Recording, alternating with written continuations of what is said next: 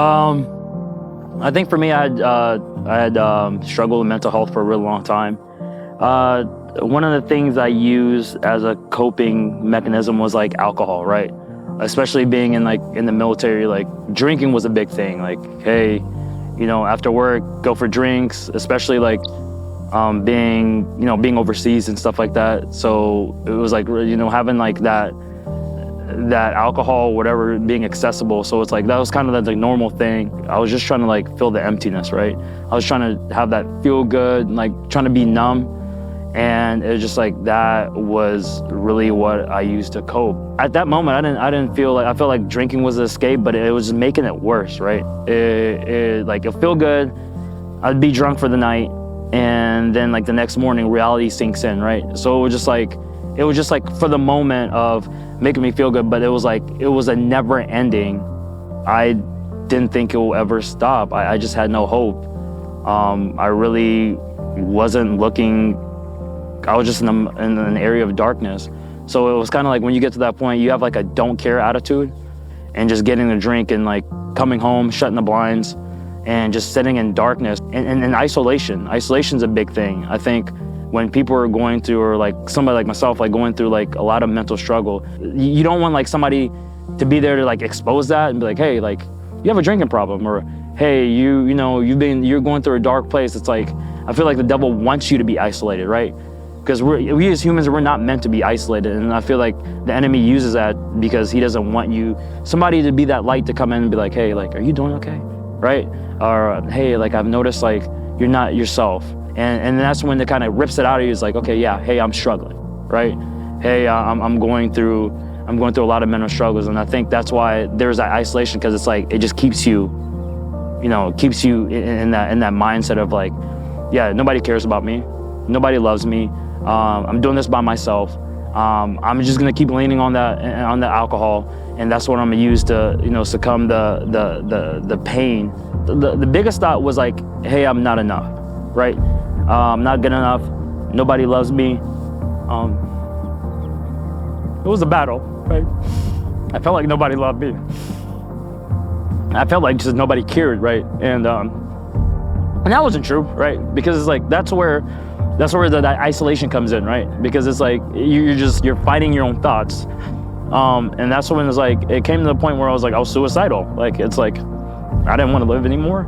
I didn't care to live anymore, and it's just like I was fighting that. But something inside of me was like, hey, keep fighting, right?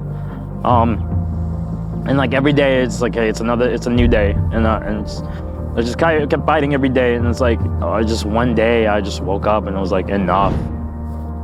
Right? Because it's like, it wasn't normal, and I knew it wasn't right? And it's like, I feel like the Lord was like still tugging, right? And it was like, hey, I'm here, I'm still with you. It was like that little faint voice, but it was like, I was still so succumbed to those demons that I had. NTC was coming up, which is a training that we do in the military. And so I knew it was like, hey, my phone's gonna get taken away. Won't be able to drink, won't be able to smoke. I think I really, like, that training was a blessing. It was like, I really needed that. I feel like that was the best thing that ever happened to me. Like, the Lord put me in that situation. It's like, hey, there's no more alcohol, no more cigarettes. That got taken away from me, and I feel like that was like the best moment of coming out of the box and being like, hey, okay, I don't have the urge to drink anymore. I don't have the urge to smoke anymore. It was a beginning of a new journey. My brother CJ was when he was like, hey, like, I went to this church, Charis church, and I really like you to come, which was the Vessels conference, right? First of all, I didn't even want to go and sit in the front. Like, me being new in the church, like having all that shame, I just wanted to, like, just kind of creep in the back. I'll just sit in the back and just watch, right? And he's like, no, come up to the front.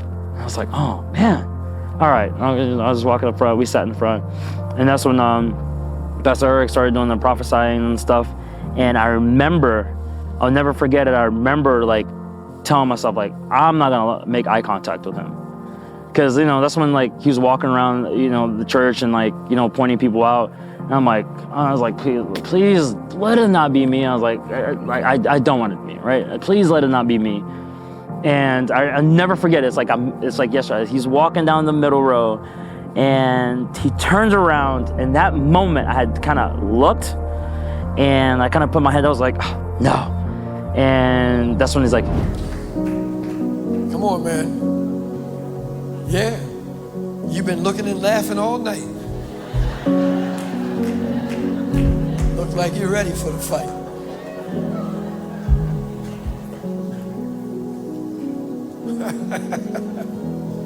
You're a good man, though. I appreciate you. My God, I see a call on your life to change young men's lives. Like a leader, you're like a soldier. And a leader, you are a soldier, okay? And God says tonight, I'm going to touch your life anew. And he wants you to know that he's just beginning and he's not through. He's not giving up on you. And even though things didn't work your way, God says, son, this is your day. And the strength of the Lord is going to come this year. And you too, says the Lord, I'll wipe away fear. And I'm going to cause you to march in cadence with me, because you're going to be known as a man that sets people free. Like I cried, and I was like, and when I sat down, I thought to myself, like, I am enough, right? The Lord has been there the whole time. I just was so succumbed and so deep into my sin that I just couldn't even see it, right? And I was, from that day, I was just very thankful, and it's like my life has changed. The only thing that gave me peace was the Lord. This is the first time I've ever had joy, peace. I'm happy. Even going through like tough seasons, I still have that joy. I still like, you know what, I know it's a tough season, but I still have that joy and that love that I didn't have before, accepting the Lord into my heart. And I just tell young people, like, please just lean on Jesus, right? You've leaned on everything else and it hasn't helped, and you're still out there trying to look for that something to fill that void. Jesus will fill that void. That you're not too far gone, right? Like, lean on the Lord and he will save you. He can even speak through somebody like, hey, let's go to the Vessels Conference. Like, he used CJ as in like a vessel to be like, hey, like, I'm using you to bring him near, draw him nearer to me, right? And that was, he knew, like, that was me, especially going through that dark time, pressing through. I feel like it's like being in that crowd, right? When he was walking through, and I feel like it was one of the people in the crowd, like, I knew he was hurting, and it was like, I had that desperation of like, I've got to touch his gown, right?